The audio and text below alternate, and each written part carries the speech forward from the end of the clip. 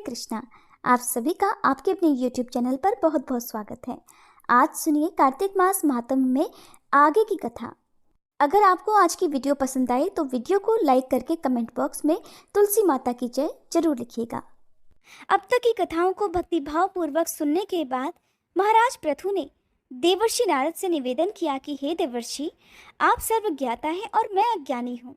अब आप कृपा करके संतान वृद्धि और सुख संपत्ति देने वाली महाविद्या, महामाया, महामेधा, महास्मृति, महामोहा, महादेवी, महाईश्वरी और सर्व ईश्वरी अहोई देवी की उत्पत्ति और इनका व्रत कब और कैसे किया जाता है, इस बारे में हमें विस्तार पूर्वक बतलाइए।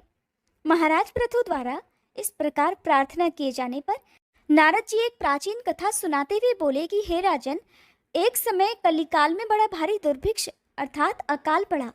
भीषण अकाल और महामारी फैलने से अनेक व्यक्तियों की अकाल मृत्यु हो गई।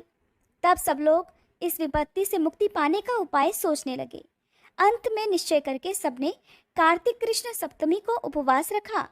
व्रत के प्रभाव से सायंकाल चामुंडा देवी हाथ में नरमुंड लिए हुए प्रकट होकर कहने लगी, मैं रुद्र सहित विहार करने के लिए यहाँ आई हूँ, परंतु समस्त संसार में पाप छाया हुआ है। ब्राह्मण वेदहीन, क्षत्रिय सामर्थहीन और वैश्य और शूद्र धर्महीन हो गए हैं। स्त्रियों ने पतिव्रत धर्म छोड़ दिया है, इसलिए सभी लोगों को अहोई का व्रत रखना चाहिए। कार्तिक कृष्ण सप्तमी और अष्टमी को केवल रोगियों को छोड़कर शेष सभी स्त्री पुरुष सारे दिन भोजन ना करके सायंकाल अहोई देवी का पूजन करें। अहोई देवी मेरा ही नाम है, इसलिए सभी व्यक्ति अहोई पूजन को मेरा ही पूजन मानकर भक्ति भाव से करें। अहोई अष्टमी पूजन का विधान बताते हुए चामुंडा देवी ने कहा, सभी व्यक्ति अपने घरों को गोबर और मिट्टी से लीपकर साफ करें, फिर लाल, पीला, हरा और सफ़ेद रंगों से द्वार पर मेरी मूर्ति बनाएं और स्वादिष्ट पकवान बनाकर मेरी पूजा करें। जब चामुंडा देवी ये कह रही थी, तभी एक स्त्री कहने लगी कि हे माता, हम नीच लोगों का कर्तव्य भी बतलाइए। तब देवी ने कहा, तुम लोग भी मेरे भक्त हो, सो सब लोग मेरा पूजन करके तुम्हारी संतानों को पूजेंगे, तभी उनकी पूजा सफल होगी। मेरी पूजा के बाद कुम्हारिन और मालिन की भी पूजा होगी। ऐसा कहकर चामुंडा देवी अंतर्ध्यान हो गई।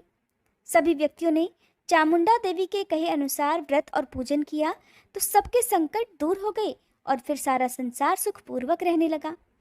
अहोई अष्टमी की कथा सुनने के पश्चात राजा पृथु ने देवर्षि नारद से पूछा, हे ऋषिवर, महीनों में कार्तिक और तिथियों में एकादशी को सर्वश्रेष्ठ क्यों माना गया है? कृपा करके ये भी बतलाइए। तब नारद जी कहने लगे, हे राजन, एक बार यही प्रश्न सत्यभामा जी ने भगवान श्री कृष्ण से पूछा था। भगवान श्री कृष्ण ने जो उत्तर सत्यभामा जी को दिया था वही मैं तुमसे कहता हूँ, ध्यान पूर्वक सुनिए। एक समय सत्यभामा जी ने श्री कृष्ण जी से पूछा कि हे प्राणनाथ, जब सभी मास और तिथियां बराबर हैं, तब कार्तिक मास और एकादशी तिथि को क्यों सर्वोत्तम माना गया है? तब श्री कृष्ण जी कहने लगे, हे प्रिय, शंख नामक एक दैत्य समुद्र का पुत्र था। वह दैत्य इतना बलवान था कि उसने इंद्र आदि देवताओं को स्वर्ग से निकालकर उनका स्थान स्वयं ले लिया। सब देवता उससे भयभीत होकर अपने बाल बच्चों सहित पर्वत की कंदराओं में चले गए। तब वह दैत्य सोचने लगा कि मैंने देवताओं का स्थान तो ले लिया, लेकिन वे जीते नहीं गए हैं। ऐसा लगता है कि देवता वेद मंत्रों से बलशाली हैं, इसलिए अब मुझे मंत्रों सहित वेदों का भी हरण कर लेना चाहिए। जब उसने ऐसा विचार किया तो वेद भी डर के मारे समुद्र में जाकर छिप गए। ब्रह्मा आदि सभी देवताओं ने संसार को वेद विहीन देखा तो सभी देवी देवता भगवान विष्णु की शरण में गए। शेष सैया पर भगवान को निद्रा मगन देखकर सभी देवताओं ने जगाने के लिए स्तुतियां, भजन, कीर्तन और गायन वादन आदि क्रियाएं करने लगे।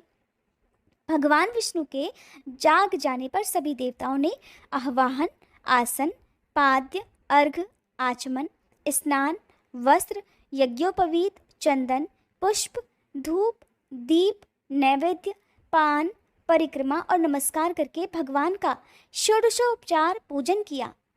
तब विष्णु भगवान प्रसन्न होकर देवताओं से कहने लगे, हे देवताओं, मैं तुमसे प्रसन्न हूँ, इसलिए शंख आदि दैत्यों को मारकर मैं चारों वेदों को शीघ्र ही ले आऊँगा।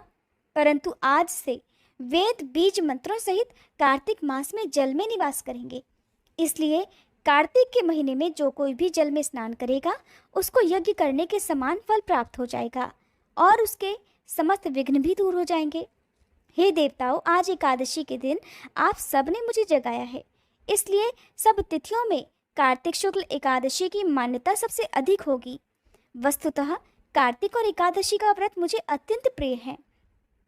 आगे की कथा सुनाते हुए देवर्षि नारद ने कहा, हे राजन, ऐसा कहकर भगवान मत्स्य अर्थात मछली का रूप धारण करके विंध्याचल में निवास कर रहे महर्षि कश्यप जी की अंजलि में आ गए।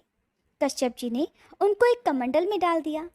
जब कमंडल भर गया तो मत्स्य अर्थात मछली रूपधारी भगवान कहने लगे कि हमको कोई बड़ा स्थान दो। तब कश्यप जी ने उन्हें रहने के लिए घड़ा दिया। घड़ा भी भर गया और वह घड़ा भी उनके रहने के लिए छोटा पड़ने लगा।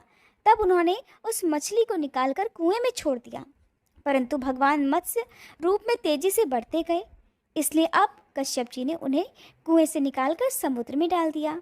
और तब भगवान ने एक अत्यंत विशाल मछली का रूप धारण करके दैत्यराज शंखासुर को मार डाला। शंखासुर को मारने के पश्चात भगवान मत्स्य रूप त्याग कर विश्राम करने के लिए बद्री नारायण चले गए। बद्री नारायण में भगवान ने देवताओं से कहा, हे देवताओं, हमने शंखासुर का वध कर दिया है, इसलिए ऋषि और मुनि जाकर समुद्र के अंदर से चारों वेदों को ढूंढ लाएं और तब तक देवताओं सहित प्रयाग में मेरा निवास रहेगा। तब ऋषियों ने अपने तपोबल द्वारा समुद्र में से वेदों के 6 अंगों अर्थात छंद, व्याकरण, कोश, वैद्यक, ज्योतिष और 6 स्मृति को ढूंढ निकाला। जिस वेद का जो भाग जिस ऋषि को मिला तब से वह भाग उसी ऋषि का माना जाता है। इसके बाद समस्त ऋषि ब्रह्मादि देवताओं से प्रयाग में आए और उन्होंने वहां पर अश्वमेध यज्ञ किया। इसलिए प्रयाग को तीर्थों का राजा कहा जाता है। प्रयागराज में स्नान, दान और यज्ञ आदि करने वालों के जन्म जन्मांतर के पाप समूल नष्ट हो जाते हैं और वे मोक्ष के अधिकारी बन जाते हैं, इसमें तनिक भी संदेह नहीं। राजा पृथु को इतना वृतांत बताकर देवर्षि नारद फिर से कुछ क्षणों के लिए मौन हो गए। हरे कृष्णा। आज के अध्याय में बस इतना ही। इसके आगे का वृतांत आप सभी अगले अध्याय में सुनिएगा।